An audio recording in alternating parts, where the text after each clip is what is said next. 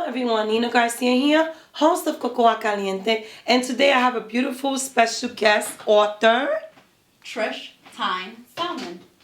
Hi Trish, how you doing today? I'm good, how are you? I'm great, dealing with this weather. Well Trish, tell me about yourself, where you from and where do you begin? So, I'm 34 years old. I come from a family that are full of Jamaicans. And I was born and raised in the Bronx, near the South Bronx, as well as I finally became a city worker, so I have my nice little security blanket. Love it. Love hardworking women. Women in power. Love it, love it, love it. That's awesome. Thank you. Wow, that's really good. Well, Trish, I see that you have the one and only I am bipolar and what? Yes. This is very interesting. I know you guys want to know, just like I want to know. So Trish, tell me, what about I am bipolar and what? So I am bipolar and what? Meaning, what does that mean? What is bipolar? What is... Bipolar depression, manic depression, these are terms that are all meaning the same thing. The manic part of it, think of that as the highest of highs in your life. You feel great, you may be more reckless though. The depressed part of it is sort of the lowest of the lows. I want to try and simplify this for you because I find this really fascinating. Here are the frontal lobes of the brain, and deep in here is an area of the brain called the amygdala. Think of the frontal lobes of the brain as your judgment area of the brain, but also your brakes. The area of the brain that tells you to slow down, to stop, think a little bit before you do something. And think of the amygdala as the emotional center in the brain. So someone who is manic typically has no brakes, frontal lobes are not really active, and the amygdala is red hot, meaning it's super active. Things that you think, you immediately do. It may lead to wild bursts of creativity with unlimited energy. That's oftentimes what the manic phase is. Depression, think about it as exactly the opposite. The frontal lobes are now turned all the way up. That means everything is just stopped. Nothing's getting out. The amygdala turned down. It means you have just no emotion. So you're apathetic, you don't want to get out of the house, you simply don't want to do anything. That's what's happening in the brain of someone who has manic depression. The episodes can last hours, they can last days, they can last weeks. People can go through cycles over a time. So within a year, you could have 4 cycles from mania to depression and so forth. Typically, people really start to develop symptoms in their late teens and early 20s. About half of people are diagnosed before the age of 25. Many people can get good treatment for bipolar depression, but I think it's fair to say that it's not easy. First of all, it can be challenging to get the diagnosis. Second of all, it can be challenging to trial medications, see if they're working. But the key is ultimately finding a medication that's more of a mood stabilizer. You don't want to give someone an antidepressant who could possibly go into a manic phase. That could just worsen the mania. It's more about giving mood stabilizations to cut down on the intensity of the mania and the depression. Is my journey. It was self-reflective, it was therapeutic to write this book, and then it also talks about it's basically pockets of stories that had a little bit of a negative effect in my life, but I turned it around and said, you know what, it's okay. And then I end each chapter by actually looking at my diagnosis and seeing how it related. Wow, and how did you feel about writing about your diagnosis? Well, I was told to start a journal. So it was pretty simple. I had a journal for a couple years when I was in and out of hospitals through my 6 hospitalizations. And then I told myself, you know what? When I got out, I started a Tumblr blog. So on Tumblr, I started writing about little things that upset me, that bothered me, that empowered me, that helped me. And my cousin saw what I was writing and said, you know what? You should write a book. And I never thought I could write a book. But then I joined a book club and read Jennifer Lewis' memoir, Black Mother of Hollywood, or Yes. Mother of Black Hollywood. Yeah. And when she revealed that she was bipolar, I said, you know what, maybe I should write my book. Nina Garcia here, host of Cocoa Caliente, and today I have an awesome time in Trish's event, book signing with I Am Bipolar and what? Trish, I love your event, it was so nice. Thank you. I love it, your book, everything, you're so inspiring. Oh, thank you so much. I actually thought about a So a little harder than I thought when I was like, how do I present this information to everyone? How do I actually go about letting people know what's happening with me, and not only that, but be influenced to purchase a book? And when it came to that, I said, you know what, let's just be honest, let's be real. Let's tell people what you honestly feel from the heart, and hopefully they'll be inspired, and hopefully they'll say, I want to actually know more, so let me purchase the book. I enjoyed it. I mean, it's inspiring. I mean, I've worked with Trish. She has an amazing work ethic at work, so I'm not surprised that she pulled this project off. Because whatever she does at work, whatever I ask her to do, she gets it done efficiently. So, yeah, I'm proud of her. What did you think about Trish's event? I think it's good, very encouraging and inspiring. I'm glad that she was able to, I can't wait to read the book. Yeah. So we'll see what she's all about. It looks like an interesting book, yes. Yes. Cover and all. It does. You can see that it highlights her face, her energy. She's bringing out something, so I can't wait to read and see what those eyes hold behind that picture. Hanina Garcia, host of Cocoa Caliente, and I'm here in Trish's event, book signing. I am, where did I grab the book? I am bipolar. I'm thinking I And can sit what? there and sign when we just Well, how you doing, sir? I'm good, and yourself? Richie. Richie, I got Richie here. Richie, what you think about the event? I was very impressed. Very professional, everyone very organized, a lot of energy. A lot of friends and family were here to support Trish. I was very happy. Well, I'm Nina Garcia, which I'm actually a host of Como Caliente, and I would like to ask you, what did you think about the event today? I liked it. Yeah. I actually grew up from it. I liked it a lot. It was a different view. I didn't know it was so intense. So with that, I did some research. I looked up online, how do you put on a book signing event? And I said to myself, I don't want it to be something where you just come in and just write and have a quick 5-minute Q&A, but something that you can actually learn from the people who's there, because they came for a reason, not only because they know you, but also because they want to get some information from you. Because if you write a book, you're putting out information for other people to understand what's going on in your life, or what you experience, or something that you want them to experience. So I'm glad people showed up. Yes. I'm glad that they had a good time. Yes. And I feel good about it. So thank you. Well, thank you. Thank you for the invitation. I love the snacks, you know. Yes. I'm a veggie lover, so I was loving it. Yes. And I came in, the people were great. Yes. You were great. Everyone was great. Well, Trish, thank you so much. You're welcome. Ciao, everyone.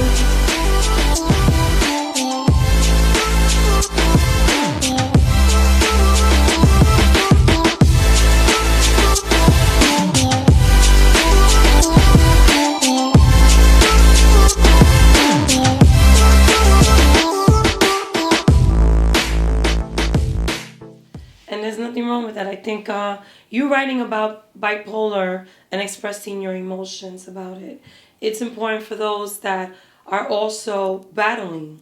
We have a lot of people that are battling with bipolar, and are afraid to express themselves. Right, because there's a stigma attached. And Yes. that's why I wrote the book. Because when I was going through my hospitalizations, and what I was told by therapists, psychologists, basically everyone in the hospital, nurses, you shouldn't tell anybody that you're bipolar. It was always had that negative connotation to it. So they said if you tell somebody that you're bipolar, they're automatically going to assume you have mood swings and you're not going to be stable enough to do whatever job you got to do. And I said, but it is who I am. Yes. And I don't want to hide that part of me. So you know what? I'm just going to say it and finally put it out there so I don't have to hide it anymore. You're right. And you know what? It's true, because I mean, I pay attention to how people like to stereotype. And even if you don't say you are bipolar, people are always going to judge you anyway. So it doesn't make a difference. It's nothing. I don't see anything wrong with you being honest with who you are. You know, people should know. Why not? Right. You know, because your information can be helpful for those that are battling with it, because there's some people that are afraid to express themselves and they're like hiding in a bubble, and it's causing them to get worse. Right. And it's bad because isolating yourself from what you're going through because you're afraid to expressing yourself can get you in a bad predicament. Exactly. And a lot of things that I learned was, number one, you should, if you can, if it's okay, seek help. Yes. If you want to seek help, make sure you do the research yourself and not just listen to what doctors, nurses, or whatever is telling you, because it's unique to your situation. Yes. Something that works for somebody else is probably not going to work for you. You have to figure that out. You have to do trial and error. You have to do the work. And then you can come to a place where you're going to say, you know what, I'm all right. I'm like everybody else. It's true. And that's it.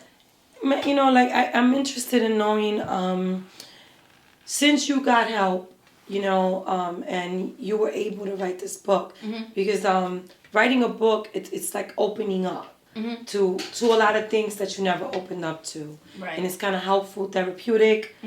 Was that, you know, good enough for you, therapeutic for you when you wrote your book? This book is actually about forgiveness. Because at the end of the book, I talk about my spiritual well-being and how I found Jesus Christ and I was saved, and how that helped me really say to myself, you know what, I'm okay. Yes. And it doesn't matter what anybody thinks, because he knows what I am. Oh, yes. And that's basically it. But when I say that this book was about forgiveness, is because the negatives that held me back for so many years, that I kept in the back of my mind, I kept saying, oh, you shouldn't, and then that person that really just nicked I said, no, you're not going to have power over me anymore. Absolutely. I'm definitely going to clear the air and just say what I have to say, and that's going to be it. You're forgiven. Yes. And that's in my postscript. Wow, it's you know, I'm listening to you expressing yourself about this, and not too many people talk about, you know, what changed them, you know, and it's good that you are Christian and you are able to express that with people. Right. Because it's, you know, a lot of people don't believe that that becoming a Christian or even believing can change you. And it can. It can change you. It can. It can. It does. It did a 360 for me, so I know what you mean. And it's a good thing that you share your story, you're expressing what changed you, and you're also letting everyone know how they need to seek help. You know, seeking help is important. Doesn't matter how, just go out there and seek help, because this is not good when you just isolate yourself from what's going on with you. Right. So with the purchase of my physical copies, I only have a limited quantity. But with the purchase of my physical copies, I actually asked if they can make a charitable donation to a national organization that helps people with mental illness. Is it okay for me to share that Sure, information? absolutely. So it's National Alliance on Mental Illness. They have a helpline that people can call 24/7 if they want to seek help. Yes. And the information's on their website, but I can give you the number. Can I Sure, share that sure. as well? It's 212-684-3264. That's nationwide, I believe. But for New York City, because I'm from New York City, there's 1-888-NYC-WELL. Okay. That's the that's the New York City hotline for anyone suffering with mental illness or substance abuse. You guys hear that? Do not be afraid to reach out. There's nothing wrong with that.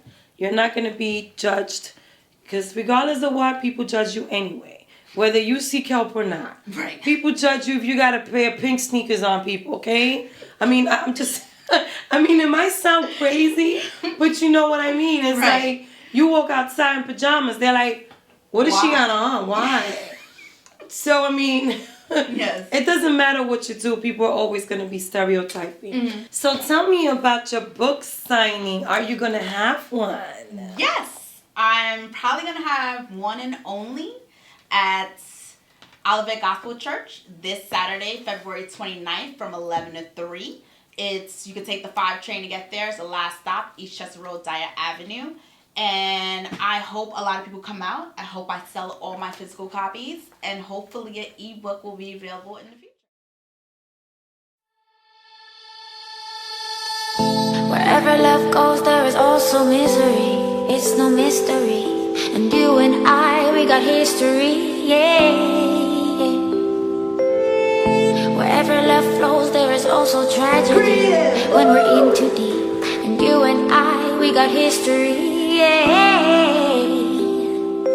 Go look in the mirror, say, hey, I'm sorry for all the pain. I'm sorry for all the pain.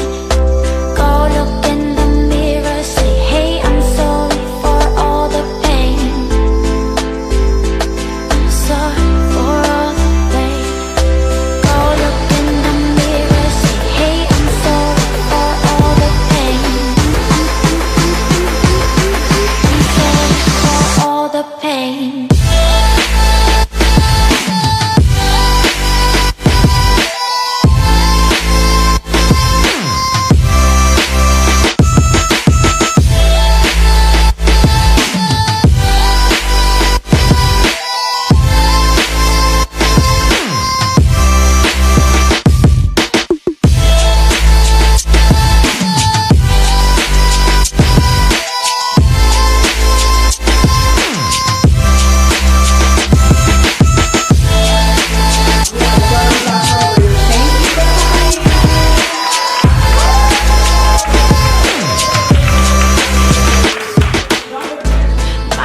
I already know. See, I like books. And I'm going to tell you guys why I like books. Because when she signs the book, I will have the book. Ebook is shut off on me. I can catch a computer virus. I don't know. You know, this will stay in my house. Yes. So the difference. Okay? So you guys don't be cheap. Don't be cheap. Go out there, contribute. You know, she's a new author. Love it. I am bipolar and what? That's right. I am bipolar and what?